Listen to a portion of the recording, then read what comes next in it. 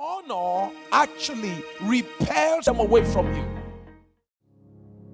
I will take you to the next point, which is number 4, prosperity, which is closely connected to the point you just made now. The more money you have, the more temptation, the more likely that you're going to compromise.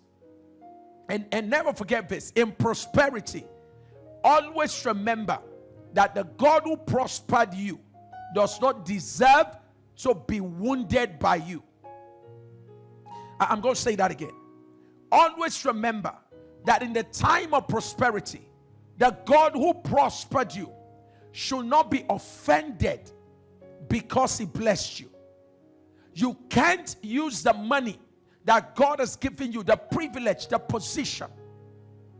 You cannot use the privilege that God has given you now to become an MD, a CEO, a bank manager, a senator, a governor, a director, a permanent secretary.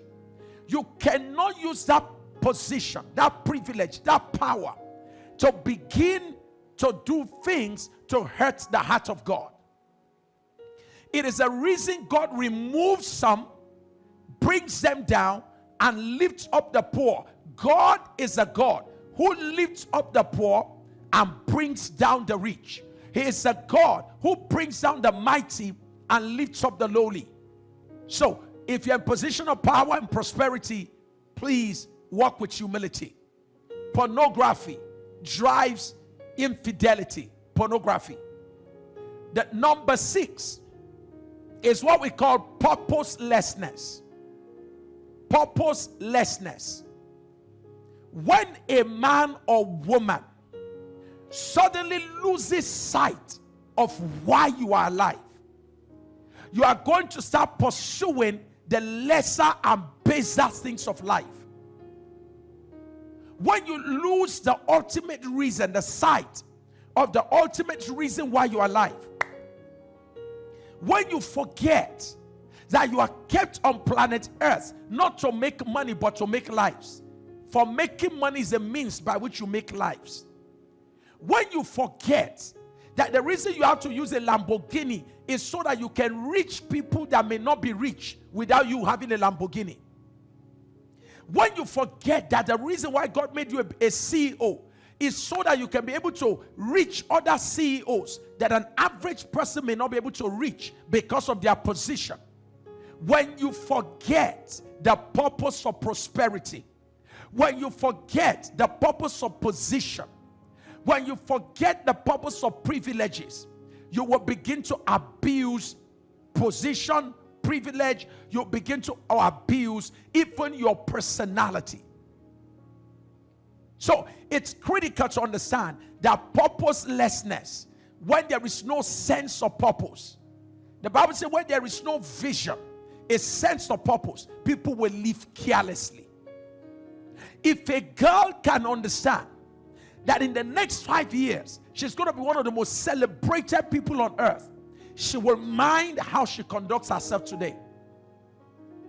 A girl who is mindful of her purpose will not expose herself to some unnecessary things today.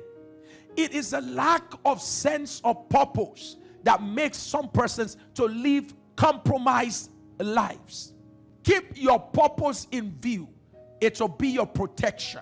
Purposelessness drives infidelity. Another major driver of affairs is what we call passion. Uncontained and uncontrolled passion. You find that in 2 Samuel chapter 13. Amnon suddenly had this desire for the wrong person, his sister. Amnon said, I desire my sister. I love my sister. That's not love, that's lust. And the Bible says he pretended sick, got his sister to come visit, and then he raped his own sister. And as soon as he finished raping her, he hated her. Because of that, Tamar remained unmarried until the day of her death. How that uncontrolled and uncontained passion eventually led to the loss of Amnon's life, because Absalom killed him 2 years after. Number 1, Tamar's life was disrupted because one man could not control his passion.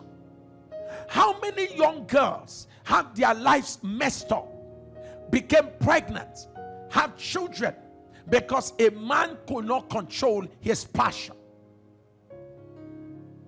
Many lives have been messed up. Ladies who are supposed to be high flyers have been reduced to the ground, taking care of children with no resource. Because a man who could not control his passion came their way and they allowed him. And some forced their way on this girl. Some intimidated this girl to submission. Control your passion. Your passion needs to be controlled. Your sexual passion. It is called sex under fire. Number 8 is what I call perception. One of the major causes of affairs is the perception of admiration that you have about people. For instance, as a man, if a woman comes and begins to greet you, she begins to honor you, something on the inside of you tells you she needs me. Your perception of her admiration can lead you to sexual compromise. Your perception of her admiration, your perception of the man's admiration in terms of him giving you something can make you begin to think, this guy wants me, after all, let me give it to him. Lastly, patterns. Oh yes, I made it. Patterns. Why do we sometimes have affairs? It's a pattern. Ask your father. It's a pattern. Ask mom. Ask the people in your bloodline. It runs. It runs in the bloodline, so it's a pattern. Huh? Yes. And here's the point. Every one of us is predisposed to repeating patterns, except few things happen. Number 1, there is recognition. Recognize the pattern. Number 2, there's confrontation. Any pattern you excuse, you will never conquer. Number 3, there must be change in orientation, meaning you must receive a new information that negates why that thing is right. You can never conquer anything you justify. Well, it's the women too that always throw themselves at the men in my bloodline. So, Pastor, what do you want us to do when the women always throw themselves? Now, if you buy that kind of philosophy, you will never break away from the pattern. So, number 1, recognition. It's critical. You must recognize. Number 2, confrontation. Number 3, there must be a change in your philosophy. So, orientation. Reorientate yourself.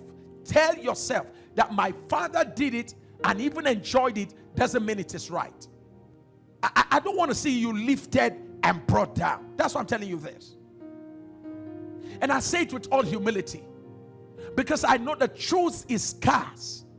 And many generals are falling. Many mighty are falling. How many times will we have to be watching many mighty, anointed, gifted people falling? And you know the funny part of it?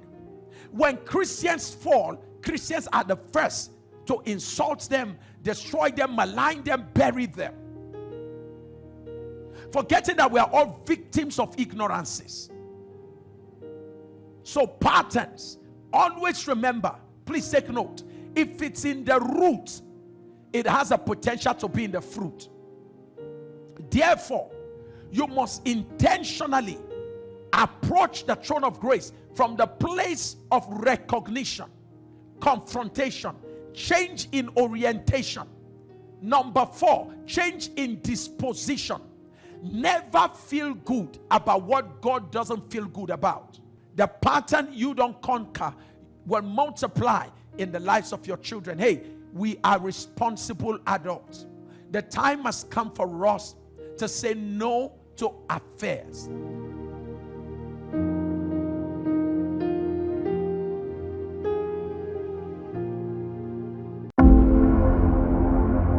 "5:50 a.m. tomorrow morning. Call your brother, your sister, call everyone, anyone you care about.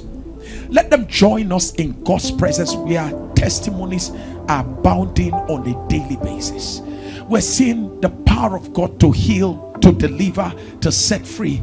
Barren wombs being opened, the dead being brought back to life, careers bouncing back. We're seeing destinies being repositioned by God. This God is beyond description. He is a faithful God. We brag with our God, and we want those close to you to experience the same. So let everyone join us 5:50 a.m. West African time tomorrow as we converge on this altar to seek the face of the God who has been answering us on a daily basis.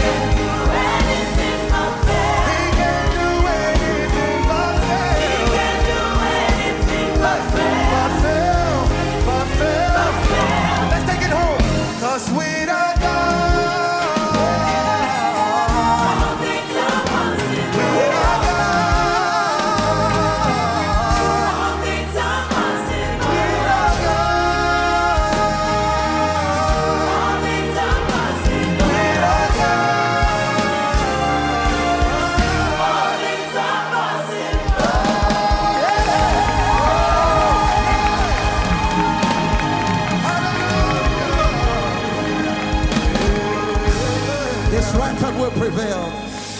Nothing's too hard for him. He can do anything but fail. What a mighty God he is. What a mighty God he is.